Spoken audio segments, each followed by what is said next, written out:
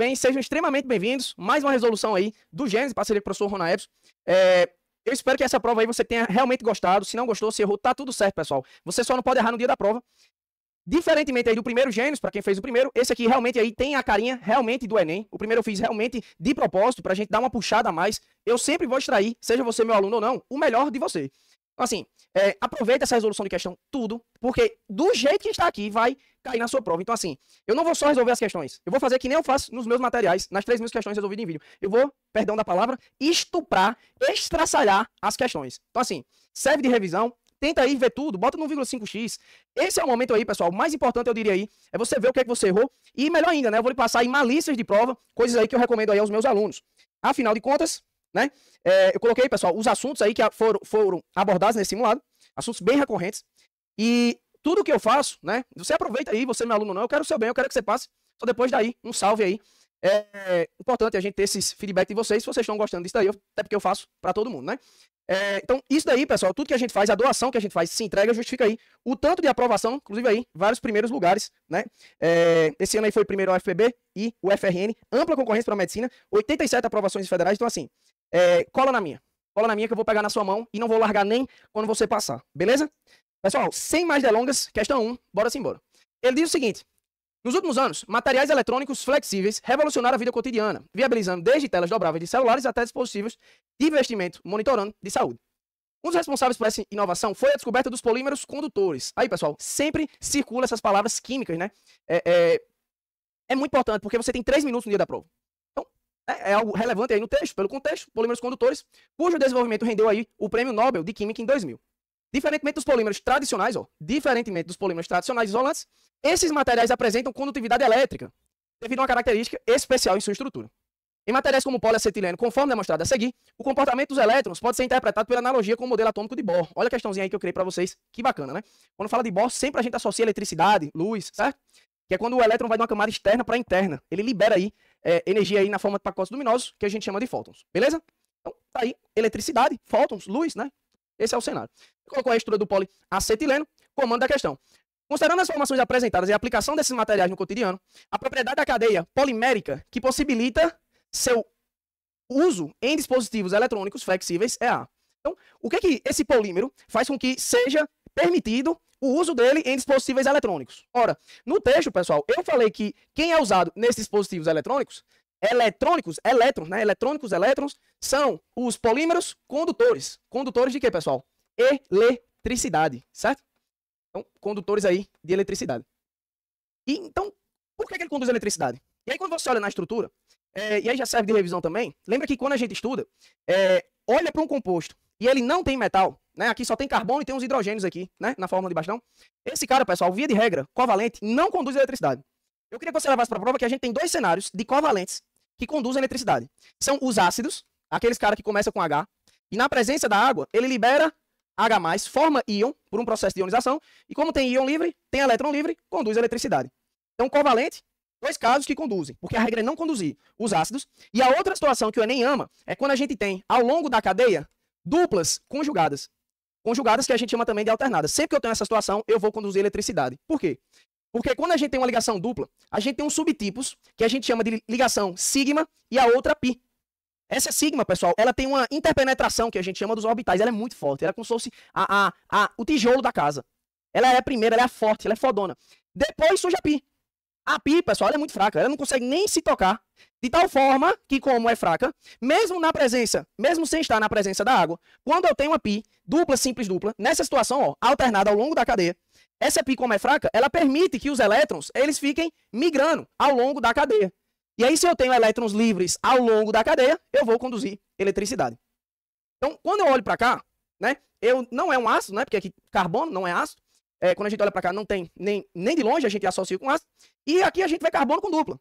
Então, com certeza, para esse cara conduzir eletricidade, tem que ser essa situação aí. Corte rápido, Tramontina. E eu já coloquei de distrator. Por quê? Quando a gente vê o polímero assim, inclusive essa imagem foi a do Enem, salva a memória 2021 ou 2022, foi o gabarito. Quando a gente olha para a estrutura do poliacetileno, e aí eu botei de pegadinha, tá? Se você errou por isso, melhor ainda, que não erra na prova. Quando a gente olha para a estrutura do poliacetileno, professor, ele não tem dupla conjugada. Tem sim. Ele é um Polímero. Sempre que tem entre parênteses, entre colchete, um N, esse N quer dizer vários, quer dizer poli. Esse cara é um polímero. É uma estrutura que se repete várias vezes a partir de um monômero. Então, se você continuar esse cara repetindo, você vai ver que vai ter dupla, simples, dupla. Opa, simples, opa, moisinha, dupla. Esse cara repetindo várias vezes, você vai ter aí a situação exatamente que eu falei, né? Essas duplas aí alternadas ou conjugadas, que o Enem ama, permitindo aí a condução da eletricidade. E aí já anota também, se nas questões falar de cor, uma coisa vai levar a outra. Cor, eletricidade, em covalentes, os caras que não têm metais, ou é ácido, ou é essa situação. Anote isso. Isso justifica porque que o grafite, grafeno, né, fulereno, esses caras que têm condução de eletricidade, isso justifica porque que eles conduzem eletricidade. O grafite conduz eletricidade porque tem duplas alternadas ao longo da cadeia. Beleza? Então anota isso aí é importante demais para mim. Então, gabarito aí, sem mais delongas, com certeza ou é A ou é C. Ligações duplas conjugadas que permitem a movimentação de elétrons π da camada mais externa para a interna da cadeia, favorecendo aí a condução de eletricidade. Bom, favorecendo a condução de corrente elétrica. Bom, pessoal, agora que eu estou vendo, tá? Ainda bem que eu resolvi, com certeza a sua prova aí vai estar arrumado. Aqui para mim, A e a C estão dizendo exatamente a mesma coisa, certo? Aí foi erro meu, a sua vai estar arrumado. Já vou dizer até o que é que eu vou dizer. Favorecendo, na sua, vai estar assim, ó. A condução de corrente elétrica em meio gasoso, né? E aí vai estar falso, por quê? Primeiro que esse cara não é um gás. Quando a gente olha para os hidrocarbonetos, para o hidrocarboneto ser gasoso, ele tem que ter de 1 até 4 carbonos, certo? E aí ele fala que é um cara sólido, né, no texto. Bom, como eu tenho esse cara várias e várias vezes, ele não é gasoso, beleza? Para ser gasoso e hidrocarboneto, é até 4 carbonos, lembra? Metano, etano, propano e butano. Então, essa parte aqui é o que vai deixar essa questão errada. Vou arrumar para o seu simulado. A letra A e C vai estar errada aí. A letra A por conta disso. A letra B ele diz que tem duplas acumuladas. Não é duplas acumuladas. Acumuladas é quando é dupla, dupla, dupla, dupla. Certo? Dupla seguida de dupla. Gabarito aí vai ser letra C. Tem duplas conjugadas que permitem a movimentação de elétrons π da camada mais externa para a camada interna, que é quando libera luz. E aí, uma coisa vai levar a outra, favorecendo aí a condução de corrente elétrica. Beleza? Gabarito aí letra C. A letra D, transição da configuração eletrônica do estado mais estável para o estado menos estável no esqueleto carbônico, favorecendo temporariamente a mobilidade dos elétrons e aumentando a condutividade. Bom, pessoal, tá errado aqui alguns pontos. Isso aí não iria justificar, mas sempre que a gente fala de mais estável em química, né? E aí eu vou nem falar de química, não vou falar da ciência. E aí queria que você anotasse isso aí. Sempre que você tem algo de grande energia, automaticamente esse cara é pouco estável. Pouco estável é mais conhecido como instável, certo? Vou lhe dar algumas situações. Primeira situação. Imagina aí um núcleo. Radioatividade. Libera tanta energia, de tal forma, com certeza, se o cara tem muita energia e ele não aguenta, ele é instável, certo? Outra situação. Imagina aí, e aí eu não me orgulho disso, mas esse ano eu fui pro cardiologista aí algumas vezes, porque eu tava bebendo muito energético. Eu tinha muita energia. Só que de certeza, se eu tô bebendo muito energético, estável eu não tô. Sempre que eu tenho muita energia, eu sou instável.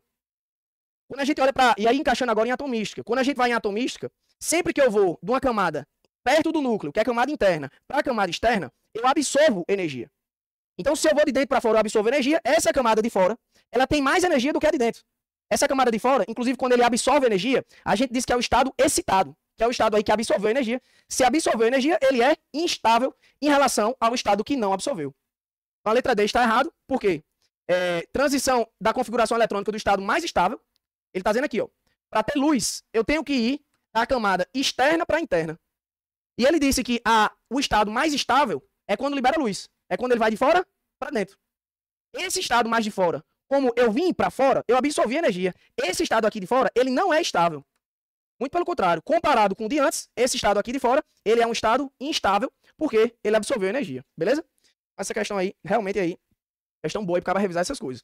Então tá errado aí essa parte. Beleza? Letra E. Ligações duplas conjugadas que promovem a movimentação de elétrons π apenas entre os átomos de carbono terminais da cadeia, favorecendo a condução de corrente elétrica. Pessoal, falso. E aí eu já vou lhe dar uma dica. Para eu conduzir eletricidade sendo covalente, não sendo ácido, tem que ser essa dupla alternada ao longo da cadeia, e não só nas extremidades. E aí a gente chega o gabarito aí, letra C. O que é que eu queria deixar algo de prova, eu vivo a prova, e eu queria que você até anotasse essa dica. No Enem é comum ele fazer exatamente essa situação que eu fiz aqui. Colocar alternativas parecidas. Às vezes tem até mais de uma certa, só que só tem uma que justifica o que ele quer. Não foi o caso. Mas, quando tem alternativas parecidas, eu queria que você tivesse o cuidado de olhar o padrão entre elas. Normalmente o gabarito é alguma mais completa. Por exemplo, essa letra A, ela seria mais completa. Estou dizendo assim, uma dica de prova. Não é o caso, mas uma dica de prova. Se você não souber, você vai olhar as alternativas que se repetem e vai ver uma que é mais completa. Se for arriscar uma, arrisque ela.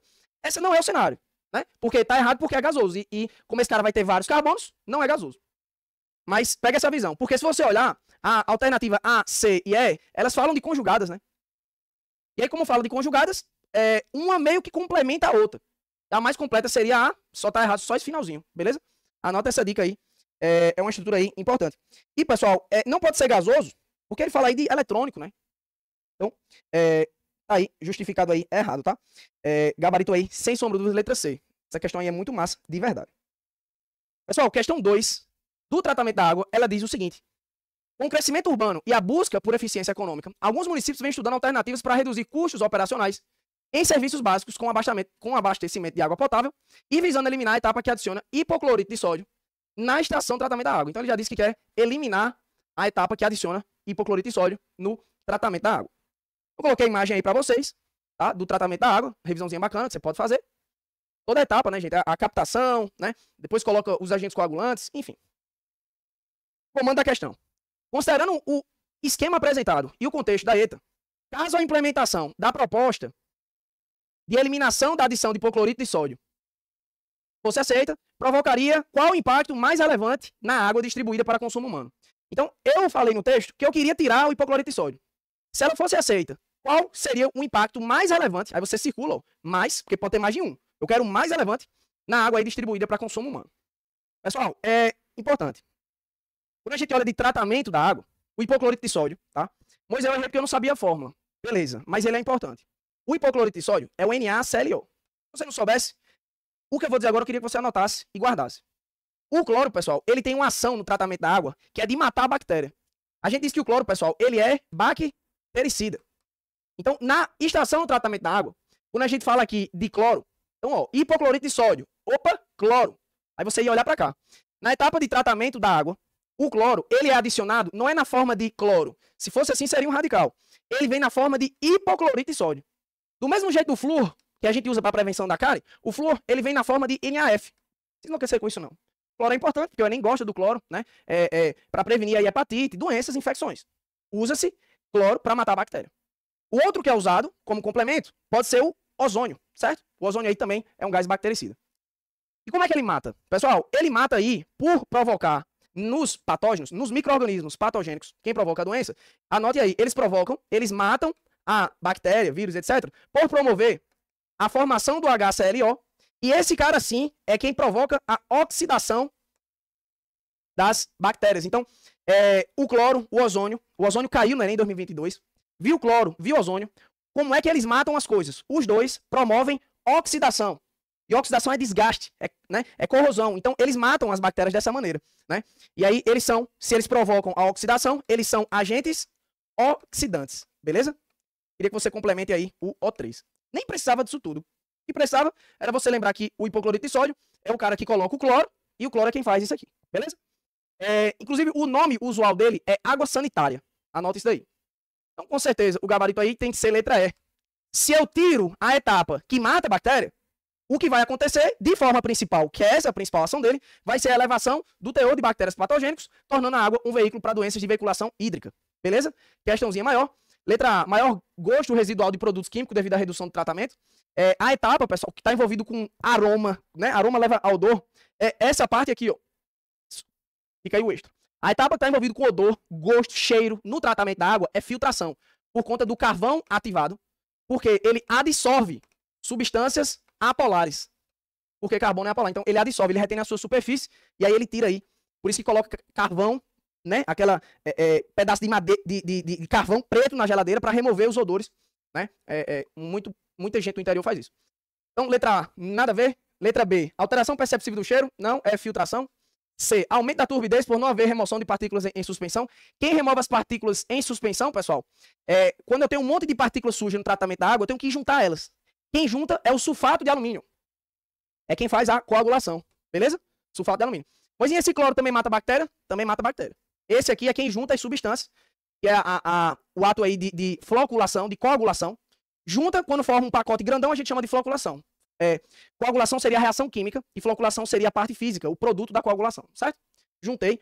E quando junta, para tirar, ou eu desço por decantação, ou coloco aí microbolhas de ar por flotação, para fazer ele subir. Seria depois da floculação. O mais comum é decantação. Então, letra C, falso. Letra C falou da floculação. Letra D, redução acentuada do pH da água. A água mais ácida e imprópria para consumo. Não. A parte, pessoal, que mexe no pH da água, inclusive para proteção dos canos, né? É a parte aí que a gente adiciona cal, certo?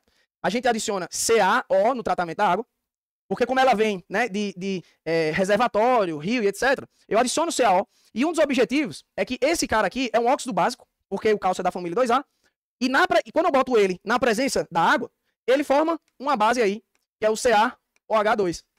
Como é base, ela acaba aí, né, mexendo no pH. Não é essa a função da água sanitária, beleza?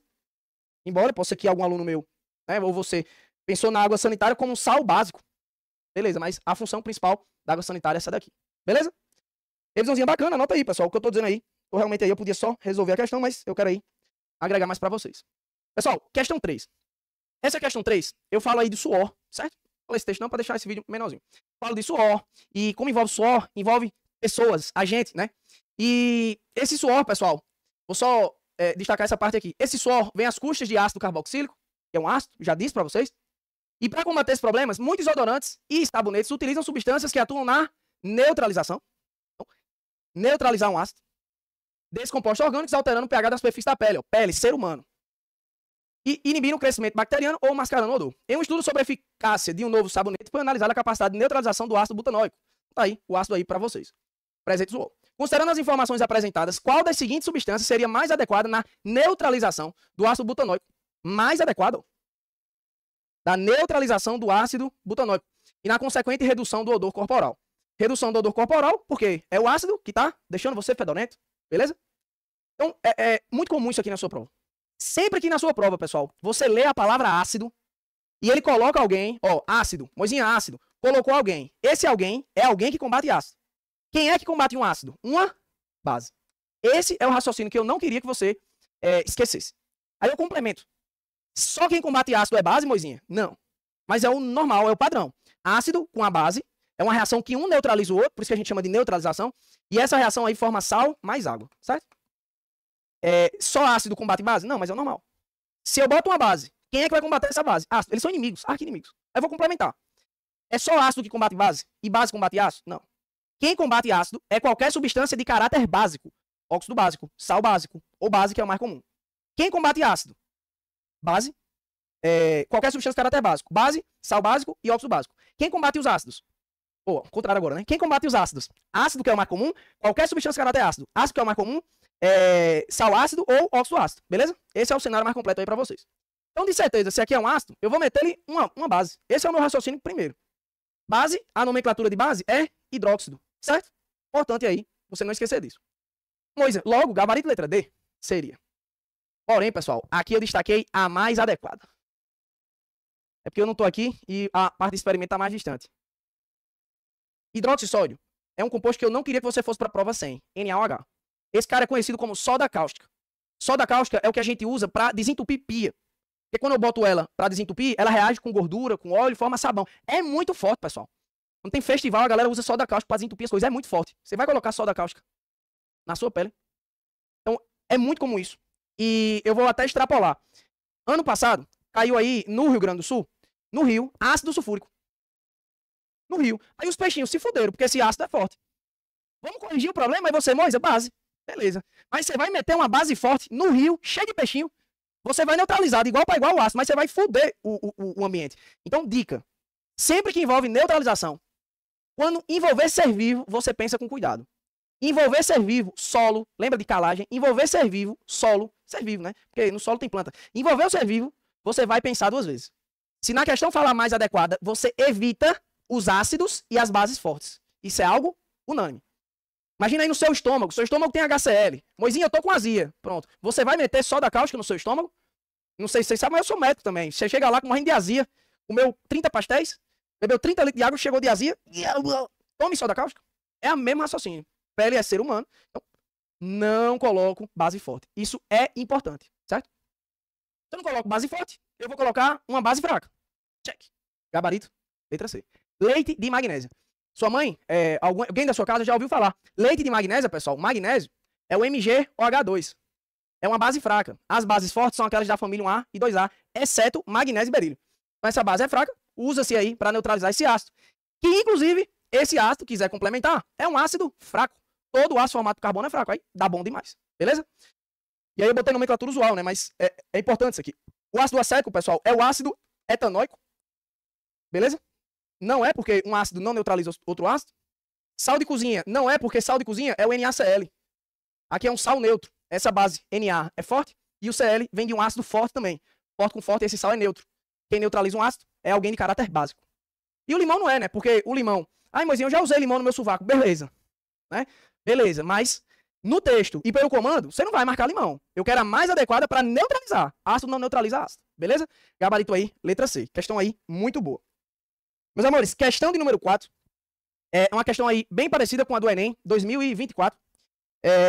E ele fala aí do ciclo do nitrogênio, de disponibilidade, né? Das transformações.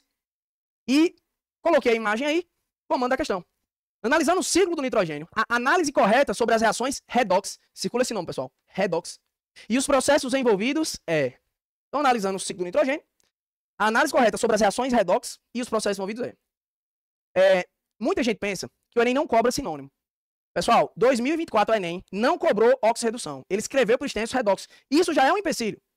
Porque quando você lê escrito óxido, redução, automaticamente você vai lembrar das palavrinhas oxidação e redução. Mas redox não. Então anota isso. Redox é sinônimo de óxido redução. E aí eu já vou aproveitar um momento, porque se é óxido, redução, a gente está diante de um caso que alguém sofre oxidação e alguém sofre redução. Dica de prova. Eu sempre gosto de partilhar com o meu aluno a seguinte estratégia.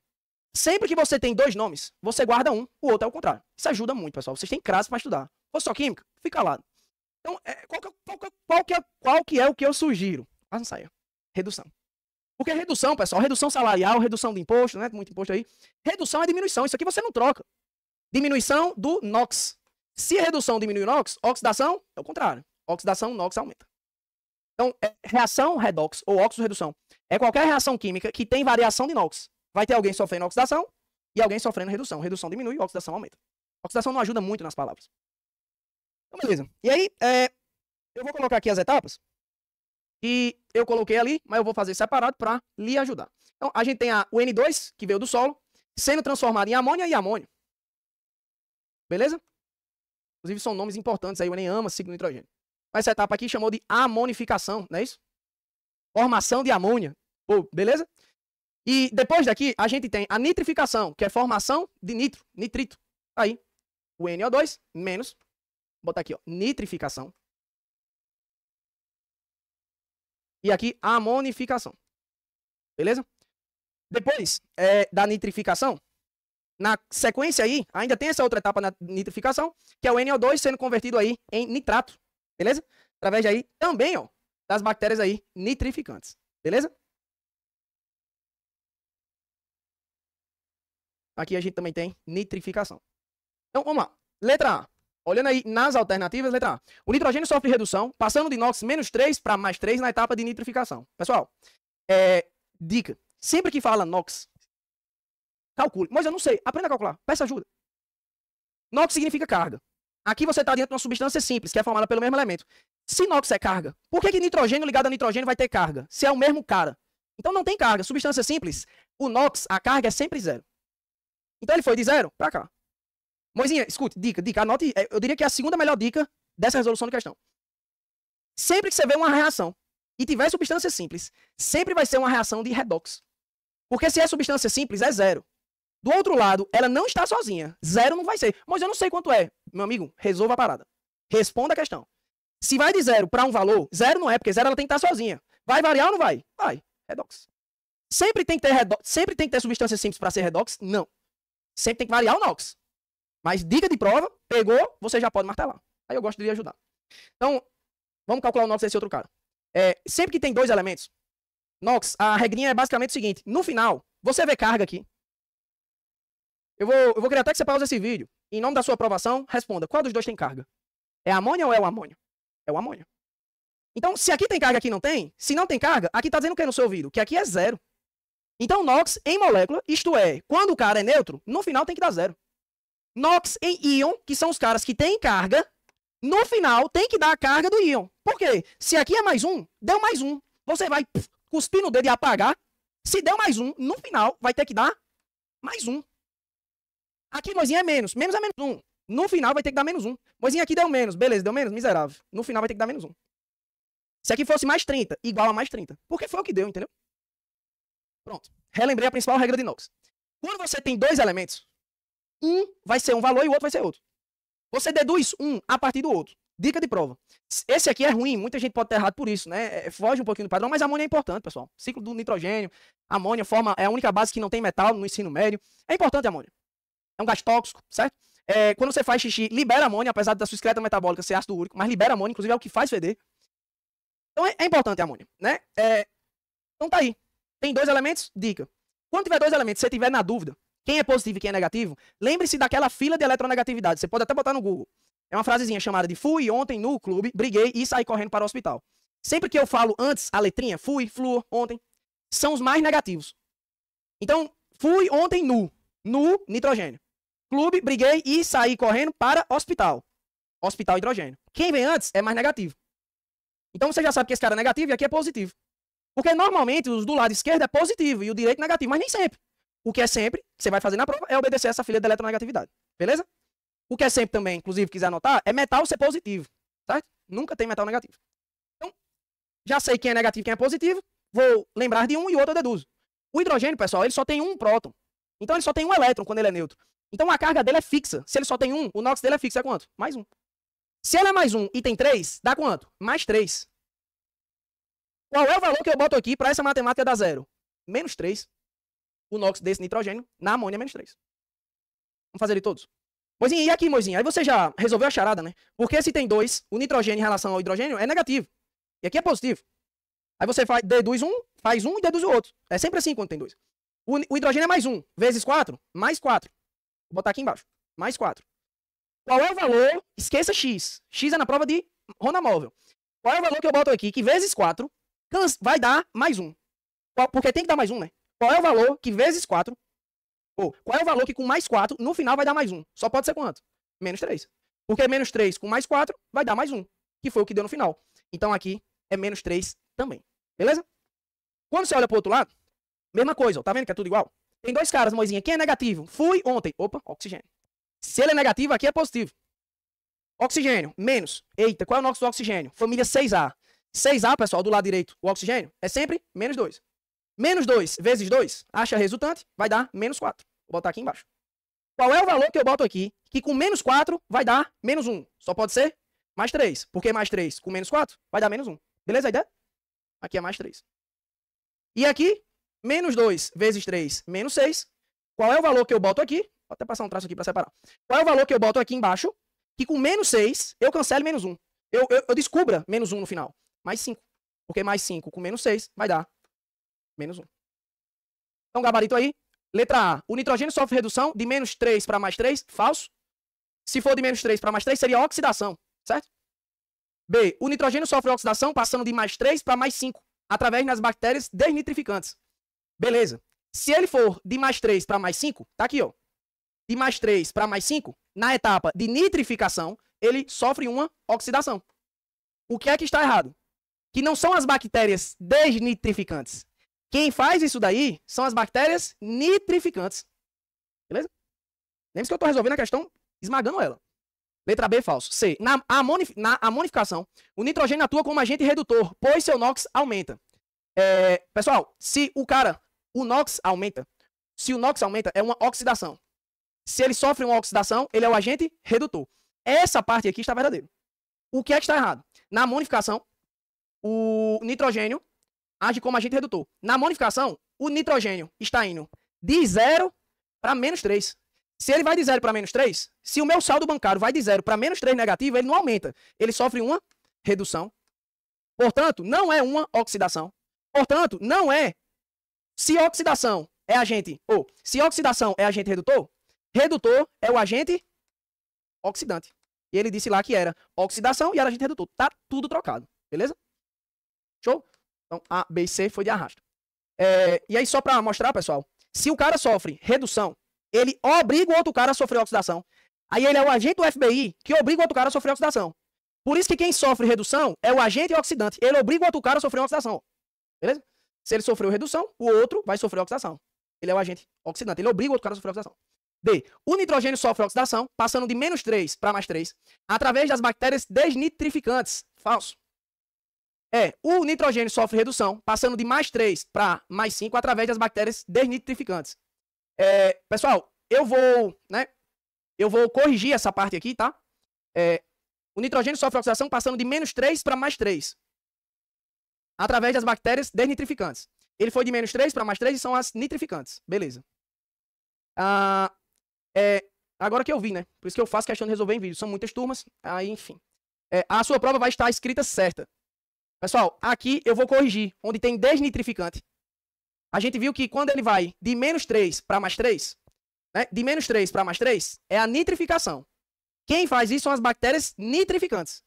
Então, a letra D, eu vou corrigir, a sua prova vai estar corrigida. Eu não vou colocar bactérias desnitrificantes. Aqui vai estar escrito bactérias nitrificantes. Beleza? Então, aí, portanto, o gabarito aí vai ser letra D. Beleza? Né? Peço desculpas aí. Foi erro aí de digitação. Então, a sua vai estar correta, não vai ter esse erro. Letra E, tá errado, porque ele diz que o nitrogênio sofre redução, passando de +3 para +5. Olha só, se é de +3 para +5, aumentou. Se aumentou o salarial, não é redução. É uma oxidação. Beleza? Gabarito letra D. Questão boa, de pegadinha. Isso daqui é meio que um karma para muita gente. O Enem está cobrando. Refaz isso entendendo de ponta a ponta. Beleza?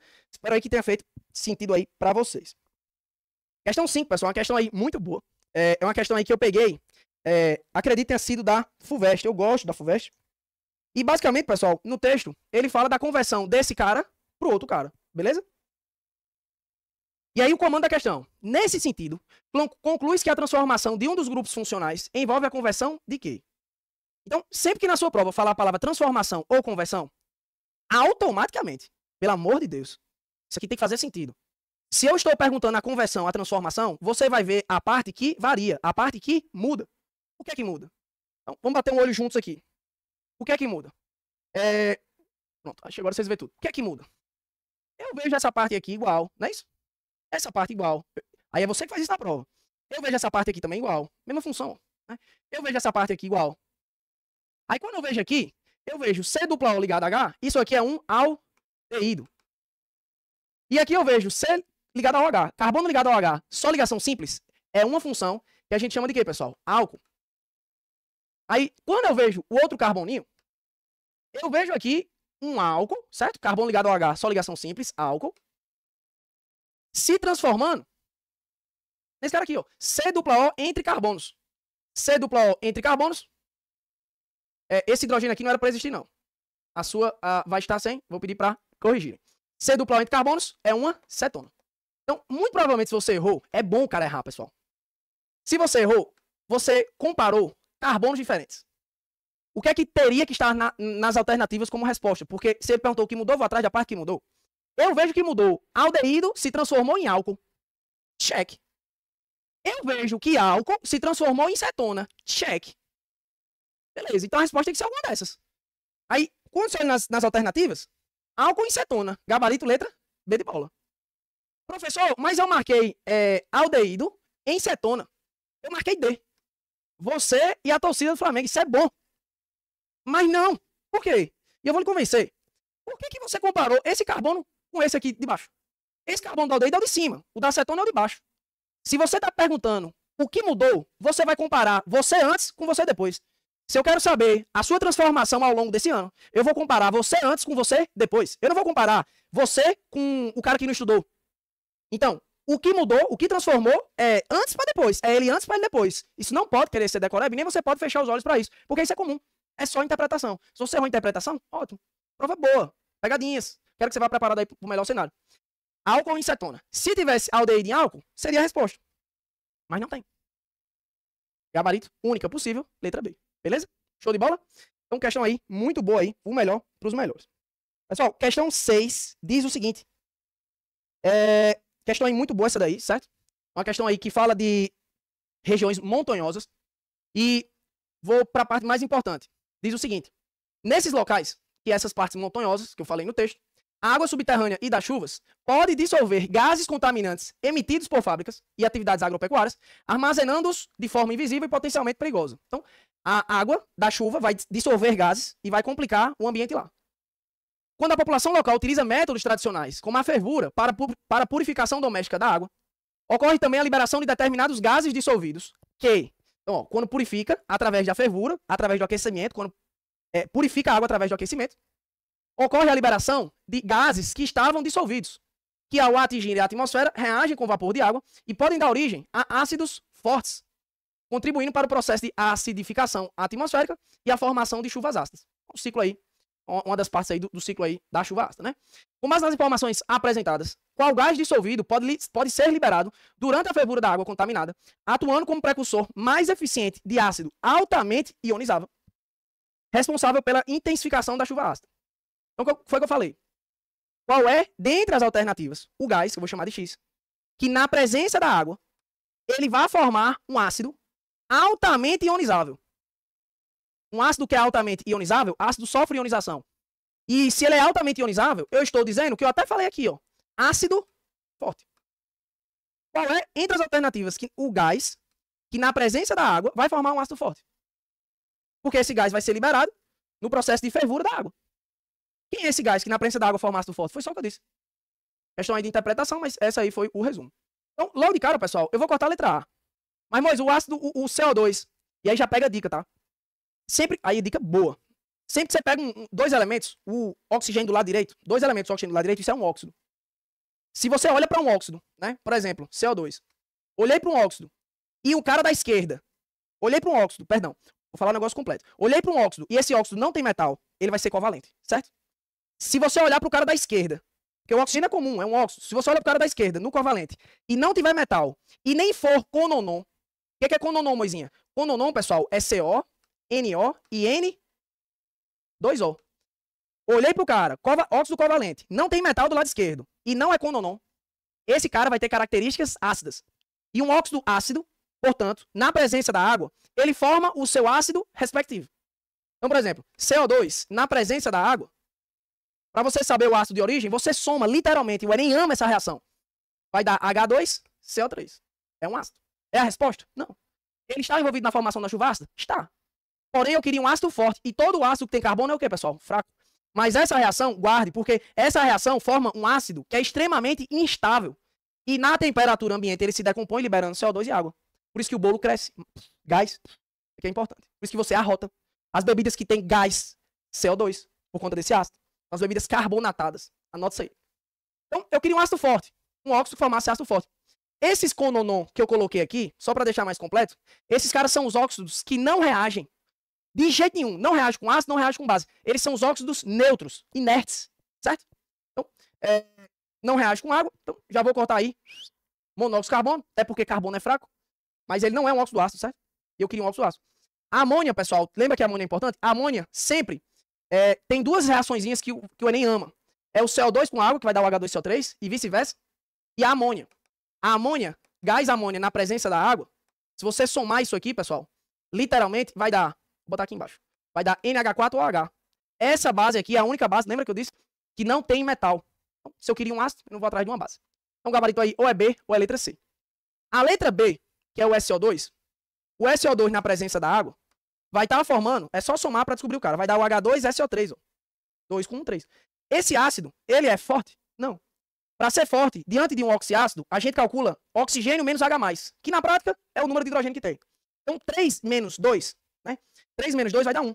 Se você fizer essa conta e esse N der maior do que 1, seria um ácido forte, que é o outro, o H2SO4. O H2SO4, 4 menos 2, vai dar 2.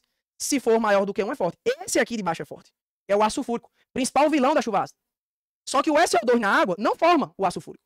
Até vai estar formando nas outras reações, mas se eu quero o que vai formar imediatamente um ácido forte, esse é o que é formado imediatamente, e ele não é forte. O que é formado imediatamente, que é ácido forte, é a letra C de Cristo. Dióxido de nitrogênio. O NO2, na presença da água, vai estar formando aí o seu titãzão, HNO3. que se você fizer a conta aqui, 3 menos 1, 2. Forte. Esse HNO3, que é o ácido nítrico, e o H2SO4 são os principais constituintes da chuva ácida. Os dois são fortes. Esses que deixam a chuva realmente ácida. Esse daqui é mais ácido, mas esse aqui também é ácido. Eu não queria o mais ácido, eu só queria o ácido forte. Qualquer um que formasse algum desses seria a resposta. Beleza? Então, a única que forma aí é a letra C de Cristo. Beleza? E digo mais, a letra B não pode ser, pessoal, de baixa ionização. Se eu queria um de alta ionização, por que você vai marcar baixa ionização? Eu queria um forte. Alta ionização. Então, gabarito aí, letra C. Beleza? Pessoal, questão de número 7. Questão boa. O Enem ama esse tipo de questão. Você faz simulado. Eu acho que você realmente aí... Depois vocês me dão aí, esse feedback é importante pra mim. Dizer se você gostou ou não. Essa é uma questão de reações orgânicas. Eu já falei que é uma esterificação. E aí eu falei, né? Considerando os princípios da esterificação e a estrutura do composto desejado, a equação química que representa corretamente essa síntese é... Então, o cara que eu queria que você formasse a partir da esterificação, que eu falei no texto, vai ser uma reação padrão de esterificação, que é entre um ácido carboxílico e um álcool. E eu vou originar um éster e água. Eu já disse a reação. Um exemplo de fragrância, que é o éster, né? Inclusive, anote isso.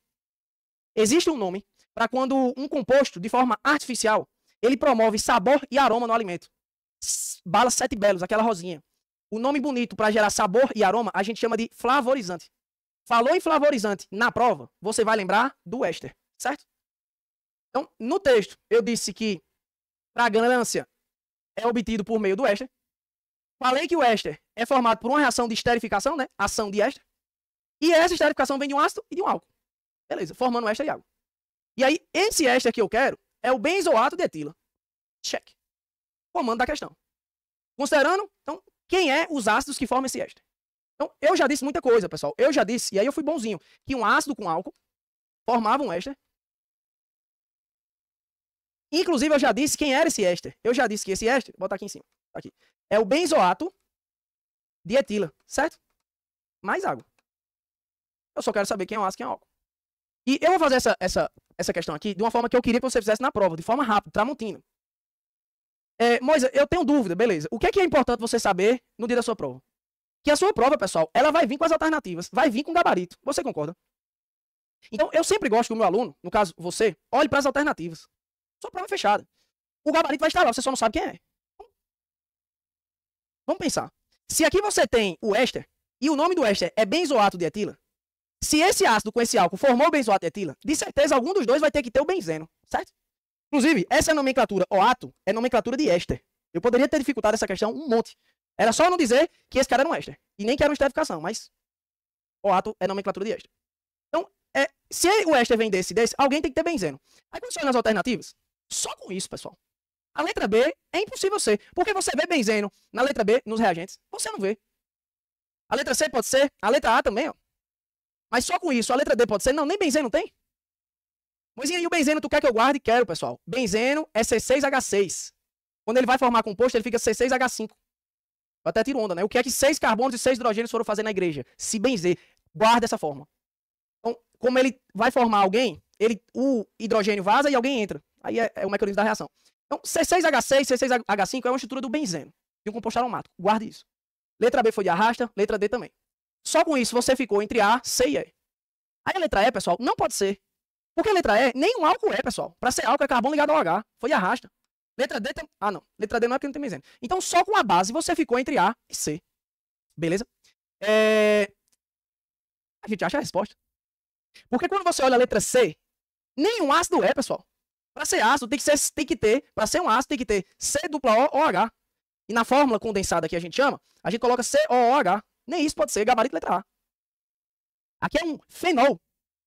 Fenol com álcool forma éster? Não. É ácido com álcool. Gabarito letra A. A gente fez sem nem enlouquecer com reação. Agora, claro, eu, como tenho que mostrar tudo, eu vou mostrar a reação. Então, e aí, ó, pra você fazer da forma raiz mesmo, você teria que saber que é um benzoato de etila. Mas assim, porra, né? Vamos ficar bom de prova, isso é importante. Então, benzoato de etila, pessoal, benzeno, né? É nomenclatura de éster. O menor éster, para ser benzeno, tem que ter um carbono aqui fora. Não tem como aqui botar OH. O, né? Então, esse aqui é o benzoato de etila. A parte que está ligado ao oxigênio, essa parte aqui termina em -io.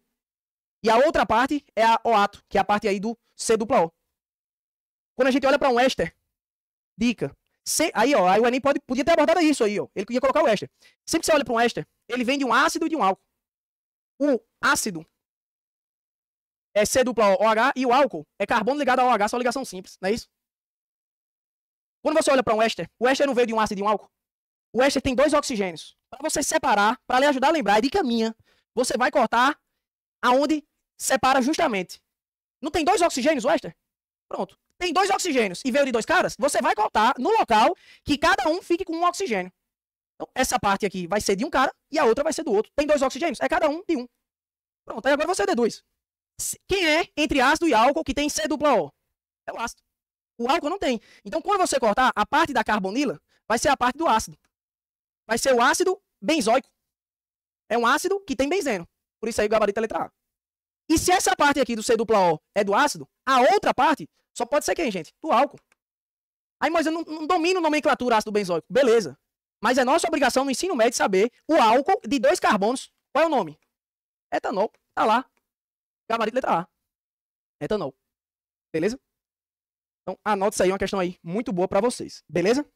Pessoal, questão 8. Questão muito boa. Uma questão aí, com certeza, eu escolheria ela como questão da prova. É uma questão que eu falei de corrosão, problemas, né, desgaste. E aí, eu quero combater esse problema. E para combater esse problema, a proteção catódica é uma técnica amplamente empregada. Considera uma seção do casco de um navio, que é uma aplicação muito utilizada, inclusive na vida real, obviamente. E esse casco do navio que eu quero proteger é feito de ferro. Proteção para combater o desgaste do ferro. Eu quero proteger o ferro. Está no navio. Né? Navio, anda no mar, maresia. Quem mora na praia sabe que as coisas se desgastam muito, sofrem muita oxidação. Né? Eu quero proteger o ferro. E que está em contato com a água do mar. Né? Foi o que eu disse. A tabela abaixo apresenta os potenciais padrão de alguns metais. Tá aí, os potenciais padrão aí de alguns metais.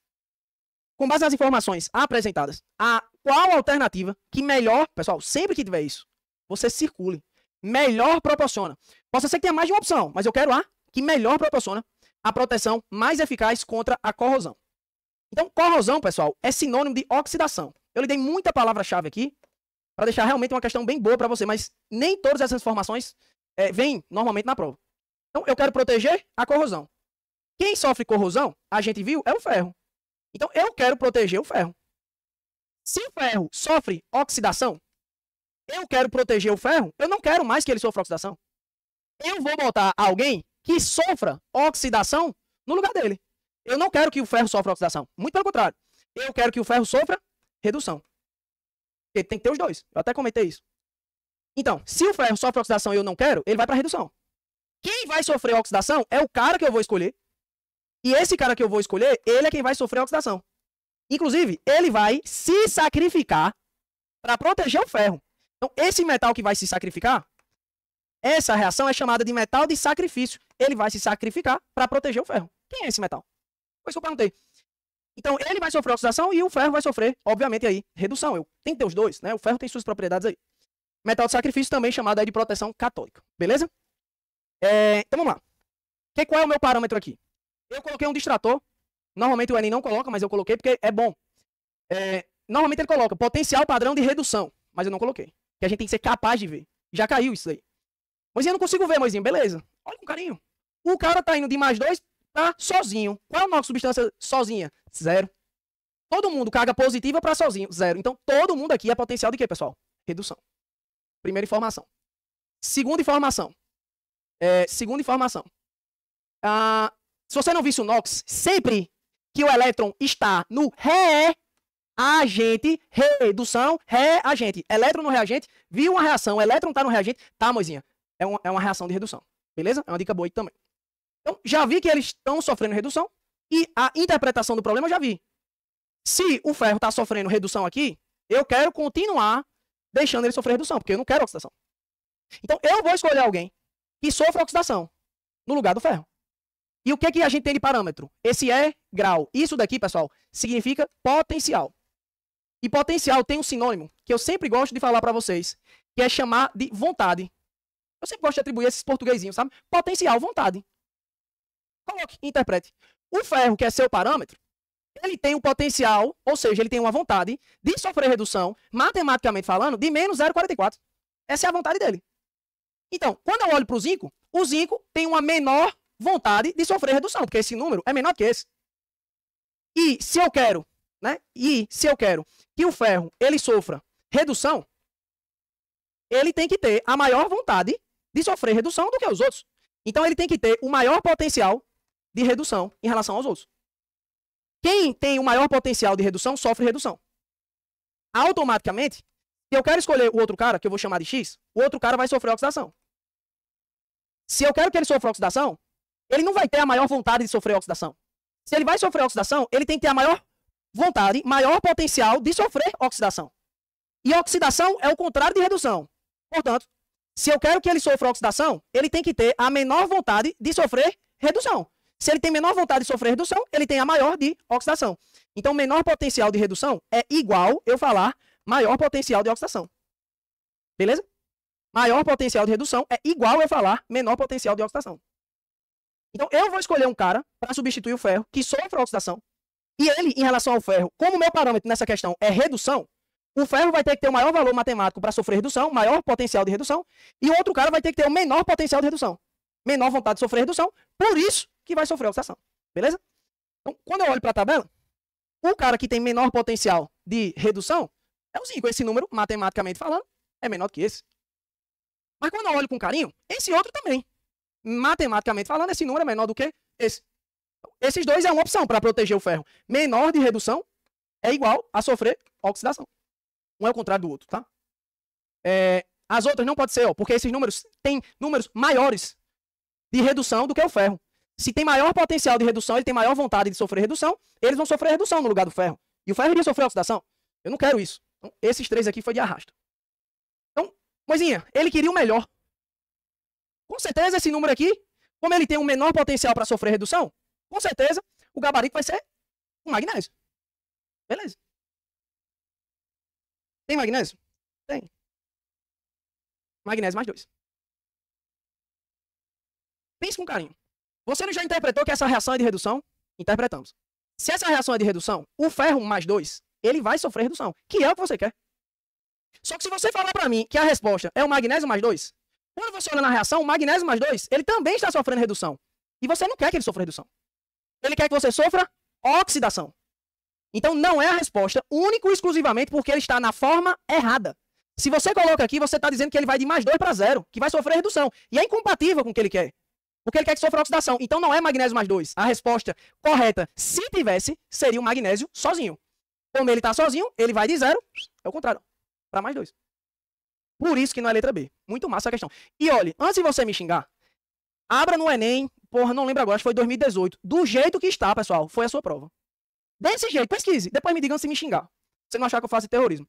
Então, letra B não pode. Esses três aqui a gente já tinha cortado. Então, o gabarito vai ser o ED. Se você quer que o ferro sofra redução, o ferro tem que ficar aqui. E o outro cara tem que sofrer oxidação. Oxidação, ele vai se matar pro lugar do outro. É metal de sacrifício. Moisinha, é zinco mais 2 ou zinco 0? Tá entendendo? Se você coloca zinco mais 2, do jeito que tá aqui, ele vai sofrer redução que nem o ferro. E não é isso. Ele quer que o outro cara sofra uma oxidação. Então, não é o zinco mais 2. É o zinco 0. Gabarito letra D. Moisa, mas ele não queria o melhor? Bom, qual alternativa melhor proporciona?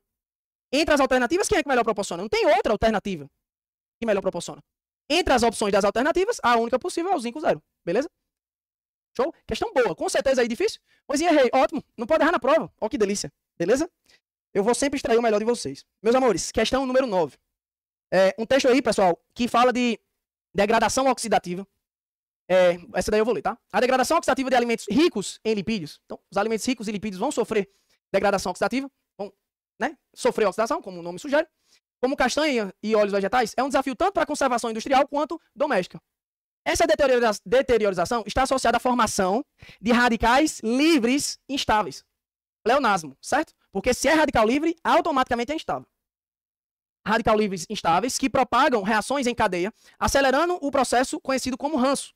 Então, essa oxidação dos lipídios é, pelo que o texto falou, fruto de formação de radical livre, que são instáveis e vão propagar reações em cadeias que vão desgastar o óleo, promover a oxidação do óleo, por um processo conhecido como ranço. Tudo está no texto. Causando alterações sensoriais indesejáveis e perdas econômicas significativas. Essa rancificação ocorre em etapas conforme demonstrado a seguir. Tá aí a sua reaçãozinha aí de oxidação lipídica, conhecida como ranço. Dica. Sempre que você vê esse pontinho, pessoal, isso aqui é elétrons livres. Todo mundo que tem pontinho aqui são radicais livres. Ler o radical livre é igual a instável. Os radicais livres, no nosso organismo, pessoal, são uns causadores do câncer. Inclusive, aproveitando a deixa, eles são formados por um tipo de quebra que é quebra em partes iguais. Ninguém tem carga aqui. Radical livre, na presença de luz, sol de meio-dia, é a cara do câncer, porque forma moléculas instáveis. Então, por exemplo, aqui se eu tenho cloro ligado a cloro, se eu quebro no meio, eu vou formar cloro com o elétron dele. Ó. Cloro com o elétron dele. Isso daqui são radicais livres. Então, é muito associado, o Enem gosta, à radiação ultravioleta, que é aquela extremamente cancerígena associada aí a melanoma, câncer de pele. Essa daqui não é o do calor. Calor é infravermelho, certo? Então tá aí. Inclusive, essa quebra, que é em partes iguais, é chamada de cisão, quebra, né? Homolítica. Beleza? E aí, como eles estão sozinhos, a química a gente busca ligação para ter estabilidade. Se ele está sozinho, ele perdeu a estabilidade. Por isso que ele vai atrás de moléculas para ganhar o elétron do amiguinho que ele perdeu na quebra. Então, eles, como perderam o elétron do amiguinho que eles estavam compartilhando, eles vão atrás de elétron. Eles vão atrás, pessoal, de receber elétrons. Eles promovem, radicais livres são conhecidos como promover oxidação. Por que eles promovem oxidação? Porque alguém tem que dar elétrons para eles. Radical livre sofre redução. Eles recebem elétrons. Então, na nossa pele, quando ele vem, ele tá doidinho que a sua pele dê elétrons para ele. Aí sua pele dá elétrons, ela muda quimicamente, gerando aí erro na divisão celular, câncer. Resumindo. Por isso que, inclusive, e aí já é o raciocínio da questão, a gente, como radical livre, é instável, promove a oxidação das coisas. As coisas têm que dar elétron e eles sofrerem redução. Existem algumas vitaminas, por exemplo, a vitamina B e C, que são as mais comuns. É o ácido, mas B e C. Algumas vitaminas que combatem os radicais livres. São as vitaminas antioxidantes. Elas atacam os radicais livres. Antioxidantes, quais são, Moizinha? A, C e E. As. Principalmente a B e a C. Inclusive, essas antioxidantes, se elas combatem radical livre, sabe o que? Elas são antioxidantes. Agora elas sofrem o quê? Oxidação ou redução? Elas sofrem, pessoal, oxidação. Aí é bom de você guardar isso, porque se uma é redução, a outra que combate sofre oxidação. A vitamina B e C, quando a gente ingere, a gente que estuda muito, tem que tomar, né? Ou polivitamínico, ou salada, frutas, etc. Porque a gente se desgasta muito. Aí, quando forma radical livre, em vez de pegar da pele do organismo, a gente ingere as vitaminas, polivitamínicos, que algumas são antioxidantes, e elas combatem radicais livres, porque elas dão elétrons, ó, elas sofrem oxidação. Em vez do seu corpo dar, quem dá elétrons são elas. Aí elas se lascam e você não, beleza? Muito legal isso aí. Então, a indústria alimentícia e consumidores conscientes adotam estratégias preventivas baseadas no conhecimento químico sobre estabilidade molecular, com o objetivo de minimizar a formação de espécies reativas. Qual medida isolada seria a mais eficiente para preservar alimentos lipídicos armazenados em condições adversas? Então, pessoal, se eu quero minimizar a formação de radical livre, eu vou colocar alguma situação, tem que ser o gabarito, que combata radical livre.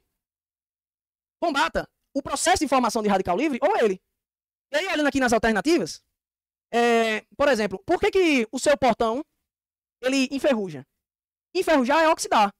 Porque qualquer coisa na presença do oxigênio, essa coisa sofre uma oxidação. A regressa. Então, das duas, uma. Ou eu ataco o radical livre para proteger o óleo, ou eu evito o contato com o oxigênio, porque é o oxigênio que leva à oxidação. Eu quero algum nesse cenário. Melhor ainda, nem lembrava disso. O comando do objetivo é minimizar a formação de espécies reativas. Então o gabarito não pode ser nem o oxigênio, mas já fica a deixa. Tem alguém na presença de oxigênio, esse cara vai sofrer oxidação. Mas o comando da questão, eu quero minimizar a formação de espécies reativas. Eu quero minimizar a formação de radical livre. Bom, o oxigênio está envolvido também, mas eu quero atacar o radical livre, né? Essa seria a ideia. Entre as alternativas, o que é que a gente tem aí? Retirar o alimento da presença da luz, visto que a luz é um catalisador e iria acelerar a reação química. Essa daqui eu coloquei de maldade, pessoal, me perdoe. Mas tudo bem, já pega essa informação. Beleza, professor. Eu até lembro, professor, das aulas de reações orgânicas, radical livre, eu até coloquei. Radical livre, ele vem na presença da luz, calor. Se eu tiro isso, beleza. Justo. Né? Porém, visto que a luz é um catalisador, está errado. Ela até acelera, né? Porque a luz do jeito que chega a radiação ultravioleta, chega também calor, né? O sol e tal. Uma coisa leva a outra. Mas luz não é um catalisador. Mas, Moisés, não acelera? Beleza. Existem 1 trilhão de fatores que aceleram a reação química. A luz é um, mas ela não é catalisador. Anote isso. Para ser um catalisador, pessoal, tem que ser uma substância. Substância é matéria, tudo que tem massa e ocupa lugar no espaço. A luz é matéria, a luz é onda, né? Radiação ultravioleta é luz eletromagnética, que não precisa de um meio para se propagar, não é matéria. Se não é matéria, não é substância, não é catalisador. Beleza? Então, muito legal isso aí. Letra B, triturar o alimento para aumentar a área de contato. Falso, né? Se eu quero minimizar a formação de radical livre, se eu quero minimizar o processo de desgaste, eu vou fazer coisas, não é que aceleram. Quando eu trituro alguma coisa, por exemplo, pulverizar, trituro, pulveriza, eu aumento a superfície de contato, eu deixo a reação mais rápida. Eu não quero que fique mais rápido, eu quero que fique mais lento, eu quero evitar isso daqui, certo? C, reduzir a umidade relativa, porque depois ele diz do oxigênio, né? Enfim, tá errado essa parte aí de triturar. Se eu quero retardar isso daqui, diminuir algum mecanismo que diminua a formação de radical livre, eu não vou acelerar, né? Não vou triturar as coisas, não vou... quando eu trituro, eu aumento a superfície de contato, eu acelero as reações químicas. E não é isso que eu quero que você retarde, eu quero que você minimize a formação desses radicais livres. C, reduzir a umidade relativa e aumentar a exposição à radiação, não, né? Se a radiação é quem faz isso, e eu quero evitar, eu não vou atrás disso. D, congelar o alimento imediatamente após o preparo, beleza, porque, né, quando eu congelo, eu diminuo a temperatura, retardo a velocidade da reação. Congelar o alimento imediatamente após o preparo, reduzindo a energia cinética das moléculas e dificultando colisões entre radicais livres e lipídios. Beleza. Ela está correta, mas não é o gabarito. Porque eu queria a medida isolada mais eficaz para preservar alimentos lipídicos armazenados em condições adversas com o objetivo de minimizar a formação de espécies reativas. Se eu congelo e eu deixo na luz, a luz faz isso, uma coisa, né? Por mais que isso aí esteja correto, não é o mais completo, não é a mais eficaz. Olha para a letra D, para a letra E. É o que eu digo, pessoal. Na prova, a letra D não está errada, mas não é a que mais justifica, a que mais explica. Olha para a letra E. Eu queria combater, né, minimizar a formação de espécies reativas. Eu quero combater radicais livres. Olha para a letra E. Por mais que isso vá, uma coisa vai levar a outra, etc. Mas olha para a letra E. Submergir o alimento em solução antioxidante. Se os caras promovem a oxidação, se eles são agentes oxidantes, se eu coloco em solução antioxidante, eu combato isso aqui. Contém um ácido ascórbico, que é a vitamina C. Então eu vou colocar ele nas vitaminas antioxidantes, que atuam interrompendo as reações de cadeia por estabilização de radicais livres, prevenindo a oxidação lipídica.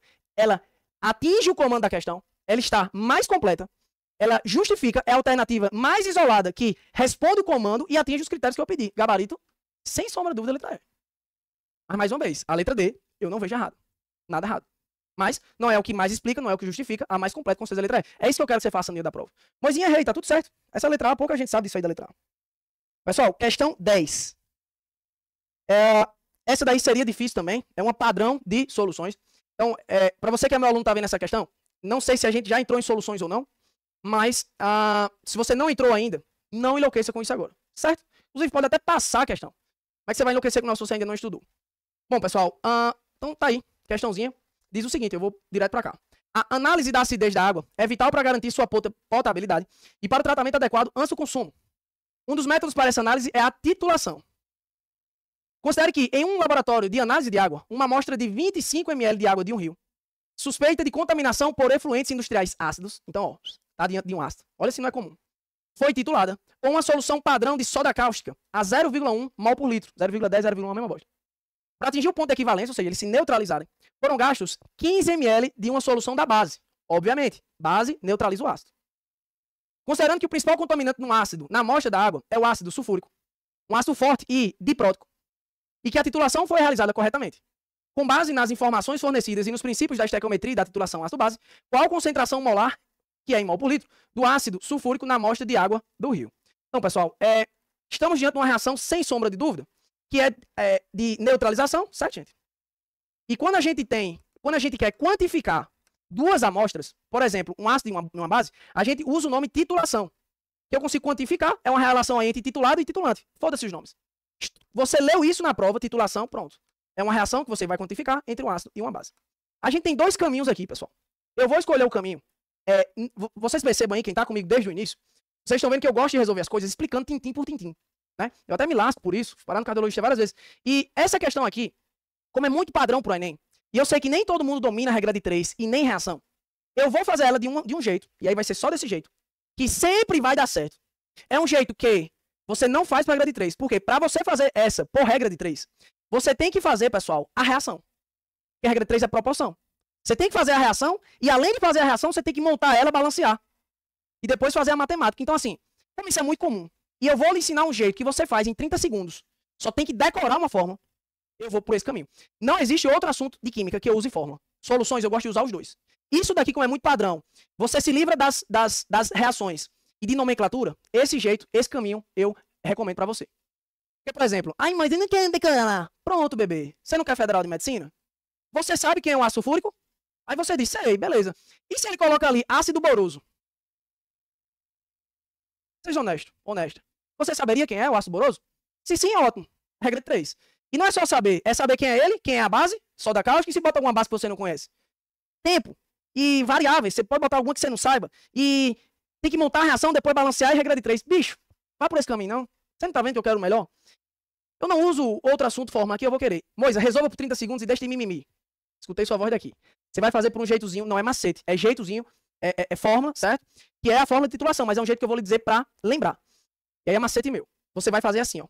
Mexe na vassoura de um, com mexe na vassoura do outro. Isso aqui não criei, isso aqui é a titulação.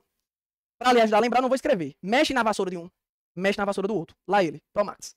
Então, Moisinha, pegou ácido básico, o que, é que você quer que eu faça? Mexe na vassoura de um, mexe na vassoura do outro. Corte rápido, Tramontina.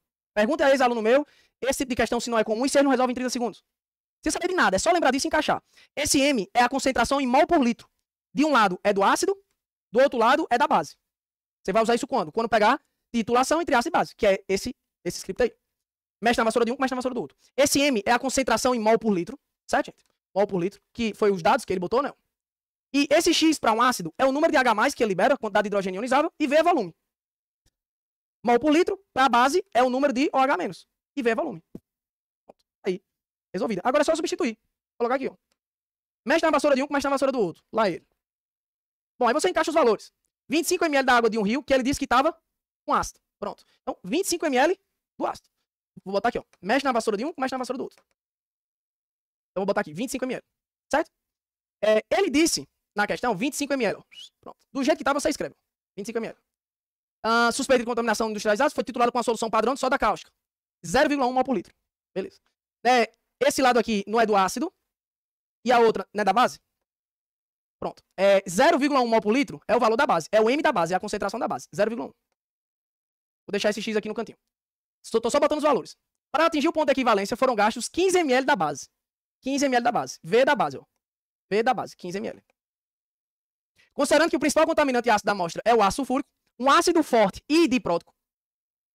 Pronto. Diprótico, o que é esse dipróton? Pessoal, ácido libera H+. Forma H+. Ionização. H+ é igual a próton. Na prática, sinônimo, certo? Tem suas diferenças, mas próton, H+. Então, se ele já disse que é diprótico, 2H+. Mas e se eu não me ligasse nisso? Beleza, aí teria que saber quem é o ácido sulfúrico. Mas não precisa. Se eu já disse que é diprótico, não precisa. 2H+. Então, esse X do ácido vai ser 2. Beleza. Com base nas informações fornecidas no princípio da estequiometria, blá, blá, blá, blá, qual é a concentração molar do ácido sulfúrico na amostra? Então, qual é a concentração molar? Qual é o M? Você já tem o X do ácido, que é 2. O volume, que é 25 ml. Só fiz substituir, pô. Não fiz nada. Nem depende da sua interpretação. É só lembrar e botar os valores. O M da base é 0,1 mol por litro. O X da base, professor. X da base, ácido é H+, base é OH-. Pois eu não sei quem é a soda cáustica. É obrigação, pessoal. NaOH. Se é NaOH, quantas hidroxilas ela libera? Uma. Tá aí, resolvida a sua questão. Moisinha, precisa balancear. Não é 2H+ para 2OH-? É, se for o caminho da regra de 3. Não vou fazer a regra de 3, não vou fazer a reação. Escuta o que eu tô dizendo. Uma coisa é treino, outra coisa é jogo. Aqui é treino e jogo ao mesmo tempo e rápido. Se você faz essa questão de novo, lembrando disso, você faz ela em 10 segundos. Seu concorrente erra e você acerta. Bom, agora é matemática. ML corta com ML. Vai ficar 0,1 vezes... Aqui é 1, né? 0,1 vezes 15 vai dar 1,5. 2,25, 50. A conta todinha que você vai fazer vai ser 1,5 dividido aí por 50. Aí, gente, me perdoem aí, certo? Eu vou usar, com certeza, aqui a calculadora. Agora são 3 horas da manhã. 1,5 dividido por 50. Daria para simplificar, né? Bom, a resposta aí vai dar 0,03 mol por litro. Beleza, pessoal? Gabarito aí, letra D de Deus. Não precisei saber quem era o ácido. Bom, aí é o caminho aí que eu realmente recomendo para você. Beleza? Na resolução eu botei a regra de 3, né? Pessoal, questão 11. Questão 11 diria o seguinte. Eu coloquei uma questão aí que o Enem ama deslocamento de equilíbrio.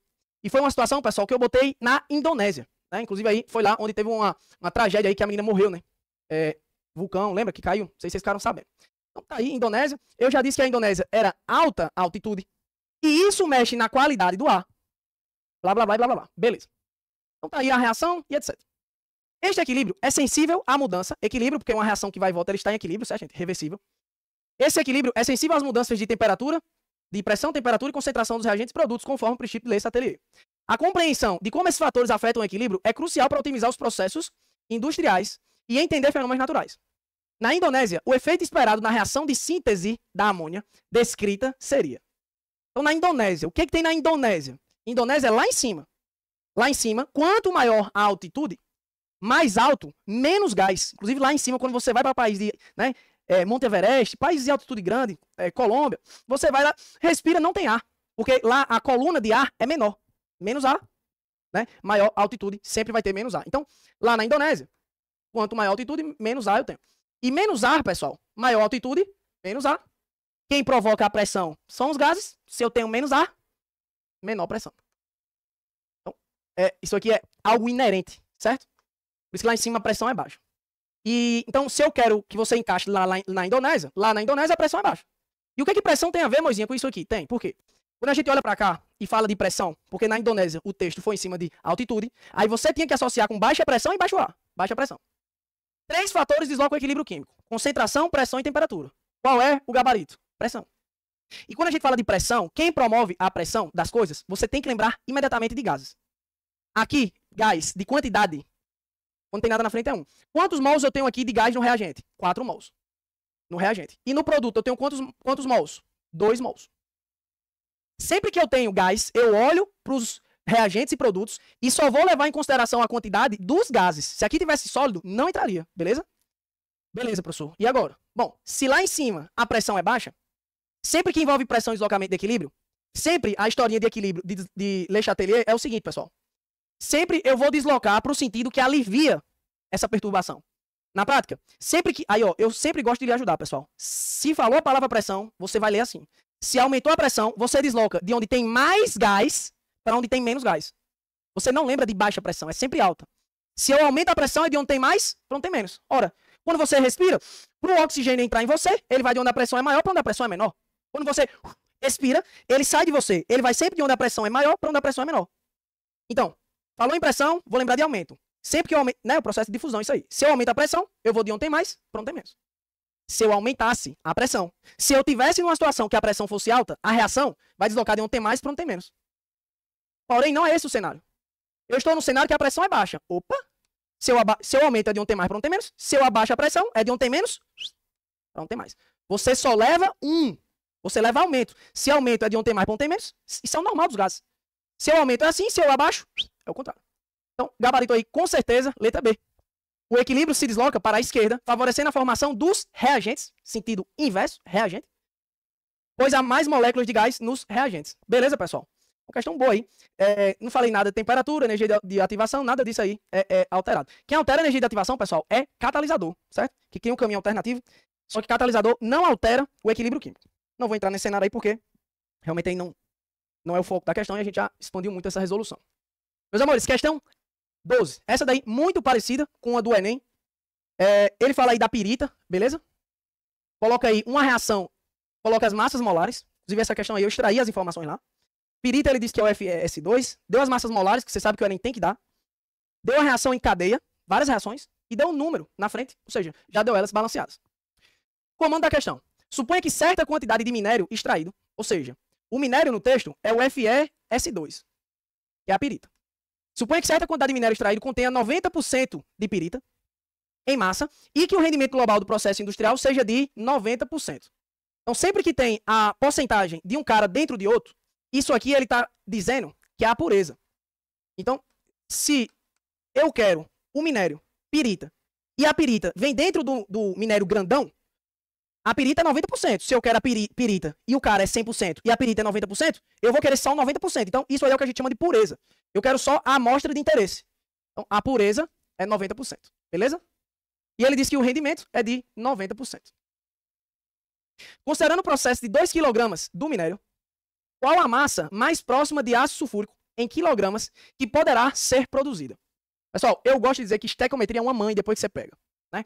Ela lhe ajuda, ela lhe passa na frente dos concorrentes. Você não acha que contar carbono é um diferenciador de águas, porque não é, nem reconhecer um ácido carboxílico. Aqui é onde vai fazer a diferença. E sempre cai. E vamos fazer direitinho. Como é que eu sei que é uma questão de estequiometria? Se na sua prova pegar a relação entre mais de um cara, veja, eu quero a pirita, que eu disse no texto que era esse, a partir de 2 kg desse cara, qual é a massa de ácido sulfúrico produzida? No dia da sua prova, se você pega uma questão e está relacionando 2 caras ou mais, relacionando pessoas, relacionando moléculas, envolve número, é uma questão de estequiometria. Então aquela questão de soluções, né, até que a gente fez aí, é uma questão de estequiometria. Daria para fazer de estequiometria. É porque lá envolve aí, não deu a reação, e eu vou pro caminho mais fácil. Aqui ele deu a reação, tá tranquilo, e é uma questão de estequiometria. Só que pra gente fazer a relação entre os caras, estequiometria é proporção. Pra gente fazer a proporção entre os caras, eu tenho que deixar os caras na mesma reação. Eu gosto até de relacionar, né? Como é que eu vou fazer a relação entre uma pessoa que mora no Japão e outra que mora em São Paulo? Não pode. Estão em locais diferentes. Então, essa questão é um padrão completo de estequiometria. Estequiometria check, como envolve mais de uma reação, você está diante de um caso que é a origem de lei de Hess, chamada de reações consecutivas. Tem mais de uma reação. Então, é uma questão que envolve reações consecutivas, rendimento e pureza. Completona. Easy. Então, só tenho que fazer uma coisa, moisinha. Eu tenho que relacionar eles numa mesma reação. Só isso. E para você relacionar eles numa mesma reação, no dia da prova eu quero que você passe um traço assim, ó. Para você relacionar eles numa mesma reação, eu gosto de dizer que aqui existe o que a gente chama de pleonasmo. Subir para cima. Tem subir para cima na química, professor? Tem. Que é o seguinte. Se eu produzo Fe, se eu produzo SO2, produzo é produto, e eu consumo SO2, consumo é reagente. Se eu produzo SO2 e consumo SO2, eu subi para cima. Eu repeti. Como é que eu produzo e consumo? Então, resumindo, pegou mais de uma reação que envolve estequiometria, eu tenho que deixar elas na mesma linha, na mesma reação. Você vai ver os caras que se repetem produto com reagente, ou reagente com produto. Eu vejo que quem repete aqui é o SO2 e aqui é o SO2. Viu o cara que se repetiu? Beleza. Você vai ter que eliminar. E para você eliminar, você vai ter que deixar a mesma quantidade. Por quê? Se você corta aqui 8 SO2 com 2 SO2, vai sobrar 4. Aí você não eliminou o cara que repetiu. Então, se aqui tem 8 e ali tem 2, eu vou ter que multiplicar essa reação por 4 para deixar igual. Aí quando multiplica 1, pela lei de Proust, multiplica todo mundo, porque a proporção é sempre constante. Mesma coisa a lei de Hess. Aí vai ficar 8 SO3, 4 O2 e 4... Não, 4 vezes 2, 8, né? 8 SO2. Agora sim, se eu tenho 8 no produto e 8 no reagente, consigo eliminar. Tem mais alguém que vocês queiram cortar? Tem, moisinha. Eu vejo o SO3, professor. SO3 e SO3, produto e reagente, produto e reagente. Só que aqui tem 8, moisinha. E aqui tem 1, moisinha. Pronto. Você vai pegar de baixo e multiplicar por 8. Quando multiplica 1, é todo mundo. Beleza? Cortei, agora cortei. Tem mais alguém que repete? Moisinha usou 2. Não, é produto e reagente, é subir para cima. Se não tem mais ninguém, você repete o resto. Antes da seta, você soma, vai ficar 4 FeS2, mais 11, mais 4, 15 O2, mais 8 águas. E do outro lado, 2 Fe2O3, mais 8H2SO4. Se você não faz isso, perdeu a questão. No dia da prova mesmo, você que tem uma certa experiência, não precisa, né, botar todo mundo, mas às vezes ele quer a reação global. Aí fica aí a revisão. Você poderia só botar esses dois aqui no dia da prova, porque você ganharia tempo. Enfim, passa a regra de 3 entre eles. E lembra que eu disse que quando eu coloquei um comentário lá em cima, era a segunda melhor dica? Essa é a melhor. Estequiometria, ela nunca muda. Quando você olha para a reação, sempre a linha de cima, regra de 3 é a proporção. A linha de cima, pessoal, é a linha da questão, dos dados. É a linha inerente à reação química. E a linha de baixo sempre é a linha inerente ao comando da questão. Isso aqui nunca muda, é imutável. Se você pega isso aqui e faz 500 questões, você vai ver que nunca erra. E aí, comando. Eu sempre gosto de começar de baixo para cima. Então, por exemplo, comando. Qual a massa, ou seja, X, eu quero descobrir, qual a massa mais próxima de ácido sulfúrico em quilogramas que poderá ser produzida? Não é do comando? É na linha de baixo. X, do ácido sulfúrico. Né? X. Aí você bota. Você quer o que aqui? A massa. Inclusive você bota a unidade. Você quer em quilograma, certo? Quilograma que poderá ser produzida considerando o processamento de 2 kg do minério. É do comando. 2 kg do minério? Esse não é o minério? 2 kg. Do jeito que ele botou, você coloca aqui embaixo. Aí agora acabou. Por quê? Se aqui embaixo é massa, na regra de 3 na matemática, pra gente fazer a proporção, tem que ser a mesma grandeza. Eu não posso relacionar 2 ovos, produz 2 ovos, e botar 4 pães, produz quantos ovos? Então, quando você começa de baixo para cima, você evita essas pegadinhas. Se embaixo é massa, em cima tem que ser massa. Mas é massa da reação, é massa dos dados da reação. E como assim massa dos dados, professor? Massa da reação é a massa do cara da reação, que é a massa molar, que é a massa do cara da reação. Ele disse que o FS2 por mol, ou seja, para cada carinha, é 120. E o H2SO4, ele disse que é 98 gramas por mol. Vou botar aqui 120 por mol, como mol é o número aqui na frente, por mol, como tem 4 vezes 4, você nunca multiplica. Do outro lado, como você quer massa embaixo, se embaixo é massa, em cima é massa. É a massa da reação, que é a massa molar, que ele disse que é 98 vezes 8. Tá aí montada a sua reação. Professor, mas ele não deu rendimento e pureza? Pronto. Aí dica de prova, agora eu também não consigo provar. Só quero que você confie em mim. Rendimento e pureza, que é a porcentagem. Na regra de 3, quando você monta, você vai olhar quem dos dois está do lado esquerdo. É o FS2. O valor da pureza e rendimento não é o do comando da questão. É o que ele disse. Você vai pegar um, o outro, ou os dois juntos, e botar esquerda embaixo, que é o do comando. Então, você vai botar 0,9, que é 90%, vezes 0,9. Tá aí montada a sua reação. Beleza? Esquerda embaixo. Rendimento ou pureza, um, outro, ou os dois juntos. Bom, aí agora a matemática. Aqui em cima era gramas por mol, né, gente? Gramas por mol, pessoal, corta com gramas por mol. Se você faz desse jeito, você se livra de tanta coisa que você não tem noção. Se aqui embaixo é quilograma e a resposta que é em quilograma, se só restou quilograma, aqui vai sair em quilograma. Você não precisa fazer nada, certo? Bom, aí agora é continha. Então vai ficar o seguinte. Vou botar assim, ó. X, esse cara multiplica esse, e esse cara vai passar dividindo, certo? Aí vai ficar assim, ó. X vai ser igual a 98 vezes 8, vezes 0,9, vezes 0,9, vezes 2, dividido aí por 120 vezes 4. Beleza? Aí agora é matemática. Bom, eu vou arredondar os valores, certo, gente? 4 corta com 8, sobra 2 aqui em cima. 120 corta com 2, sobra 60. 60, certo? Aqui 60 não existe. 60 corta com 2, sobra 30, beleza? Sobra 30, então minha conta vai ser 98 vezes 0,9 vezes 0,9. Esse 98 eu vou chamar de 100. Dia da prova, olhando para as alternativas, os valores estão distantes. Ó. Chamar de 100. 100, esse 0 corta com esse 0, matemática agora, certo? Esse 0 corta com esse 0. Sua conta vai ser 9 vezes 9, 81. Então vai ficar 81 dividido por 30. Foi o que sobrou aqui. Então 81 dividido por 30 vai dar mais ou menos aí, né? Fosse 90 por 3, ia dar... Se fosse 90 por 30, ia dar 3, né? 3 vezes 3, 9. Então o valor é próximo de 3. Isso aí vai dar 2,6, gabarito aí, letra C de Cristo. Beleza? Questão boa. Faz ela aí entendendo. Pessoal, questão 13, questão muito boa, diz o seguinte. Produtos industrializados como margarinas resultam de transformações químicas aplicadas a óleos vegetais líquidos que a temperatura ambiente apresentam fluidez característica devido à organização espacial. Durante o processamento, a indústria recorre a condições que promovem alterações nessas estruturas, utilizando gás e hidrogênio sob catálise metálica com o objetivo de modificar propriedades físicas e garantir estabilidade e texturas apropriadas. Considere a equação simplificada que representa a etapa desse processo industrial. Tá aí a etapa desse processo industrial. Aqui a gente vê um cara na presença de H2 e se transforma em esse outro cara. E aqui o níquel está atuando como catalisador. O H2 está entrando porque ele disse, ó, gás e hidrogênio entra. Além da esperada conversão, outras estruturas ocorrem durante o processamento, gerando compostos não predominantes em óleos naturais e associados, quando submetidos a excesso, a elevação nos níveis plasmáticos de LDL, popularmente conhecido como colesterol ruim, e ao aumento do risco cardiovascular. O LDL leva a isso. Com base no que foi anteriormente citado e considerando os diferentes tipos de isomerias possíveis nas cadeias carbônicas dos ácidos graxos, qual tipo de transformação química a indústria deve monitorar cuidadosamente para evitar a formação de estruturas que estão associadas a efeitos adversos para a saúde, como a margarina? Pessoal, eu quero algum mecanismo, transformação, que deva ser feito para evitar a formação de estruturas que estão associadas a efeito adverso, como a margarina.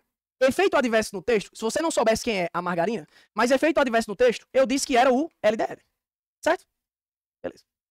Olhando para as alternativas. O que é que eu vou fazer para evitar o LDL? Hidrogenação total, pois elimina a isomeria geométrica, blá, blá, blá. Bom, pessoal, o que é que a gente vê aqui? Duas formas de fazer essa questão. Questão boa. Não seria fácil.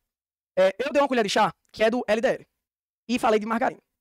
Falei de hidrogenação. Então, todos esses processos são processos que a gente estuda em isomeria em reações orgânicas que levam à formação da transformação de óleo em gordura, que eu coloco o hidrogênio, que a gente chama de gordura hidrogenada. Certo? A margarina é um exemplo de desgraça para o ser humano. É gostosinho, por isso que é desgraça. E ela vem de forma artificial quando eu pego óleo vegetal e meto o hidrogênio nela, e ela se transforma, o óleo vegetal, que é líquido, se transforma em algo sólido, semissólido, que é a margarina. Esse processo aí, eu coloco hidrogênio no óleo. Processo aí de hidrogenação. E a margarina, pessoal, é um composto que aumenta o colesterol ruim, o LDL. E quem faz isso e é muito ruim pro coração é uma historinha de gordura trans. Que é aquela gordura, pessoal, vou colocar só uma ideia aqui. Que é aquela gordura, o nome trans e cis, esse nome existe quando tem em cadeia aberta, dupla entre carbonos. E quando você passa um traço no meio das duplas, o cara de cima, que é igual ao de baixo, eles estão em planos diferentes. Então a margarina é um tipo de isômero geométrico chamado de isômero trans. Esse trans é o ruim que aumenta o LDL. O professor tá com caralho, tu queria que eu lembrasse disso tudo? Bom, a ideia é algo que a gente tem que saber no ensino médio. Mas o cara tem outro mecanismo, que é olhar para a reação. O que você vê na reação aqui que chama a sua atenção, porque você viu a alternativa? O que você vê aí que muda? Lembra? Eu até comentei isso. O que muda aí? Aí você olha aqui, inclusive até anote, aqui você vê ésteres. Aqui tem 3 ésteres. Ésteres é a função química que forma os triglicerídeos, que são os óleos e gorduras. A diferença do óleo para a gordura é que o óleo é rico em dupla. Então, se eu disse no texto que esse cara era um óleo, ele é rico em dupla. Mas é só você ver, ó. Você olha para cá, tem um monte de dupla. Eu vejo aqui 3 duplas, 4 duplas. Beleza. Aí quando você olha de antes para depois, você vê que as duplas que estavam entre os carbonos sumiram. Só restou uma. Essa daqui. E se ela sumiu quando eu botei hidrogênio, é porque você fez uma hidrogenação. Que reação química que quebra dupla, quando adiciona e quebra dupla, é uma reação de adição. Que quando eu coloco hidrogênio, a gente chama de hidrogenação.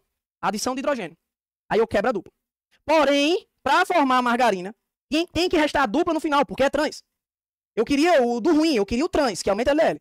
Mas e se eu não me ligasse? Você olha da esquerda para a direita. Quebrou todas as duplas? Não.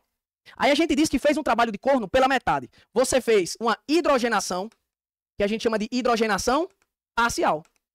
Então, a margarina, que é a trans, tem que restar uma dupla, porque se fosse tudo, não tinha como ser trans. E aí não ia causar tanto malefício para o ser humano.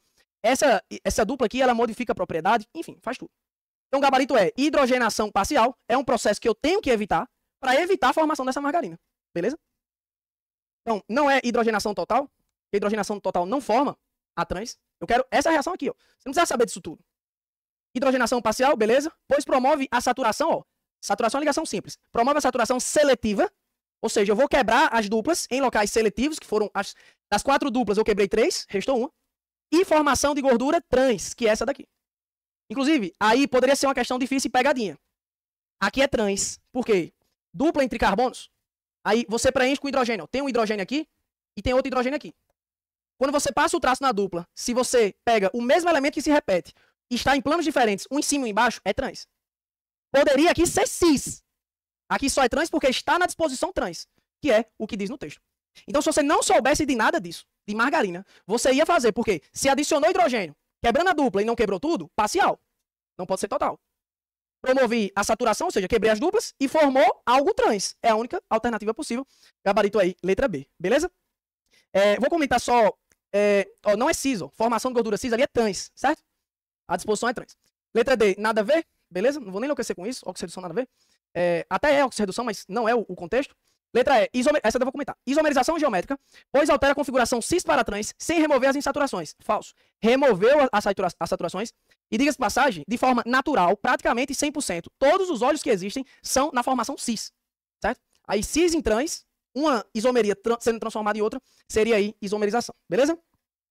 Pessoal, questão 14, questão aí do petróleo. Ela fala aí do petróleo, torre de destilamento, certo? Petróleo, pega aí as coisas, aí tem lá no petróleo decantação, né? Um monte de etapa, mas aqui está na imagem e eu destaquei, foi a torre de fracionamento. Você vai separar por etapas, beleza? Bom, coloquei um gráfico para assustar, envolvendo pressão máxima de vapor. Pessoal, é bom isso, que se você está errando, você apara essas pontas. Então, um gráfico aí relacionando pressão máxima de vapor e o número médio de carbono. Tem GLP, gasolina, querosene, diesel, lubrificante e asfalto. Então, o GLP, não sei quantos carbonos ele tem, eu sei, mas é você que tem que deduzir. E a pressão máxima de vapor dele é grande. A gasolina, não sei quantos tem, mas a pressão máxima de vapor dele é menor. E à medida que eu vou aumentando para cá, a pressão máxima de vapor vai diminuindo. Beleza? Comando. A fração que sairá no número 1, a força intermolecular presente nos compostos e o método de separação utilizado correspondem a, respectivamente. Pessoal, vamos fazer a por eliminação? Quando fala de petróleo, a gente tem que saber que o petróleo é uma mistura essencialmente, não é 100%, mas essencialmente de hidrocarboneto. E petróleo não se mistura com água, né? Tem derramamento em petróleo. E então todos os petróleos, lê o petróleo e derivados dele, porque se vem dele, é derivados dele. Se ele é hidrocarboneto, todo mundo aqui é hidrocarboneto. Então hidrocarboneto é só carbono e hidrogênio. Se petróleo não se mistura com água, hidrocarboneto é o petróleo, né? O petróleo é hidrocarboneto, perdão. Se petróleo não se mistura com água e petróleo é hidrocarboneto, moral da história, hidrocarboneto é igual a não água. Água é polar. Todo hidrocarboneto é apolar. Então, todo mundo aqui, como vem no petróleo, todo mundo aqui é apolar. E qual é o nome da interação entre moléculas apolares? Aí você circula, ó, vogal. O nome da interação entre moléculas apolares é dipolo induzido. Vogal anda junto de vogal. É a mais fraca, porque não tem carga. Beleza? Então o gabarito tem que ser dipolo induzido. Já corta a letra A. Pode ser B, porque é London. Já corta a letra C. Dipolo é entre polares. Já pode ser letra D, ué. Então, já respondi a força intermolecular. Dipolo induzido, chamadas de London ou Van der Waals, certo? Induzido é mais comum para sua prova. E ele quer também um método de separação. Bom, quando fala de método de separação, se você lembrar, petróleo, pessoal, é uma mistura de líquidos, essencialmente líquidos, né? E ele forma uma mistura homogênea. Sempre que tem mistura homogênea e você está separando, aquecendo, você vai lembrar de destilação. Destilação, eu quero que você encaixe como sinônimo de aquecimento. Para ser destilação é mistura homogênea, que é o nosso caso aqui, é tudo preto, lembra? E como essa destilação está saindo por partes, por frações, chuta o nome dela, destilação fracionada, que é a destilação fracionada acontece entre líquidos. Essa é a essência. Então, já corta aí letra de decantação, né? Nada a ver. E já corta aí também letra D. Letra E. Nem precisou de gráfico, ficou como distrator, nem precisou saber quantos carbonos tem. Agora, é nossa competência. Por quê? Quando a gente estuda, tinha duas formas de você fazer isso daí. Mas eu já achei a resposta. Foda-se. É o que eu quero que você faça na prova. Quando a gente estuda petróleo, a gente vê que os caras que saem primeiro, que são chamados de destilado, eles são os caras que têm menos força. O cara que tem mais força, ele gruda mais, é mais difícil de desprender para sair. Então, o número 1 são os caras mais fracos. E como todo mundo aqui é hidrocarboneto, o critério de desempate aqui é a quantidade de carbono, é a massa. Então, quem vai sair primeiro são os caras que têm menos carbono, porque tem menos massa. Os caras que saem primeiro são os gases. Gás, quando é hidrocarboneto, é quando é de 1 a 4 carbonos. Pouco carbono, pouca força, sai primeiro. Beleza? Por isso são os gases que saem primeiro. Inclusive, a palavra gás sai primeiro. Depois vem os líquidos, gasolina e etc. A outra forma de você deduzir isso seria no gráfico. E aí já anota isso. Pressão máxima de vapor é igual à volatilidade. Tem suas diferenças, pessoal, mas vamos pensar em prova. Então, V anda com V. Se o cara tem baixa pressão máxima de vapor, ele é pouco volátil. Moral da história, volatilidade é virar gás, é vazar. Esse cara aqui é o cara que tem maior pressão máxima de vapor. Se ele tem maior pressão máxima de vapor, ele é mais volátil. Ou seja, ele vira gás primeiro, ele é mais fraco. Com certeza a resposta, só com isso, tinha que ser aí, ou letra A ou letra E. Beleza? Aí não, né? Muita gente aí me xingou, mas beleza. Eu vou sempre extrair o melhor de vocês. Pessoal, questão 15 diz o seguinte. No cotidiano urbano e rural, a escolha entre sabões e detergentes impacta diretamente, ó, falou sabão, detergente, a gente circula, né? Impacta diretamente a qualidade das águas superficiais e subterrâneas. Sabões são obtidos por saponificação de óleos vegetais com base fortes, enquanto detergentes sintéticos derivam do petróleo. Em locais sem rede de coleta e tratamento de esgoto, como comunidades ribeirinhas, o uso de substâncias com maior facilidade de degradação pelos micro-organismos aeróbios torna-se essencial para a preservação da vida aquática. Então eu quero o cara que degrade mais facilmente. Com base nas estruturas químicas dos compostos e no seu comportamento ambiental, qual alternativa representa o tensoativo aniônico mais adequado, ó, tá vendo? Tensoativo aniônico mais adequado para uso em regiões com descarte direto em corpos d'água. Então, eu quero o mais adequado que seja liberado direto e que tenha mais facilidade de degradação. Então tem que ter mais facilidade de degradação. Tem que ser um tensoativo e tem que ser um tensoativo aniônico. O que é um tensoativo? Quando você lê tensoativo ou sulfactante ou emulsificante, são palavrinhas que andam juntas. Eu quero que você leia sabão ou detergente. Para o cara ser um tensoativo, ele tem que ter cadeia carbônica grande, acima de 11 carbonos, grande. Sem decorar o número não, grande. Cadeia carbônica grande. E na extremidade deles, pessoal, tem que ter carga.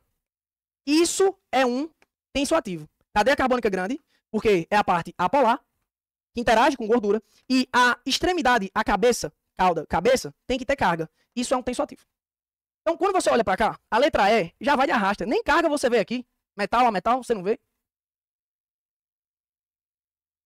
Bom, questão boa.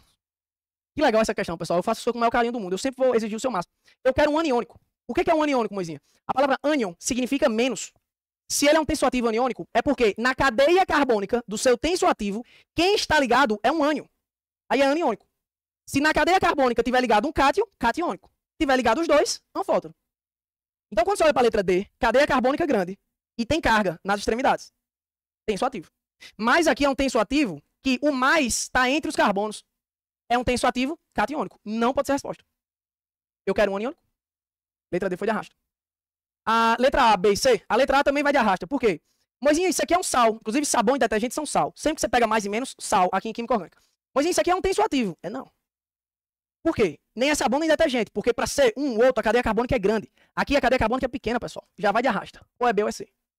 Tanto a B quanto a C, você vê que é cadeia carbônica grande, ó, é o menos ligado no carbono. Então, os dois são aniônicos.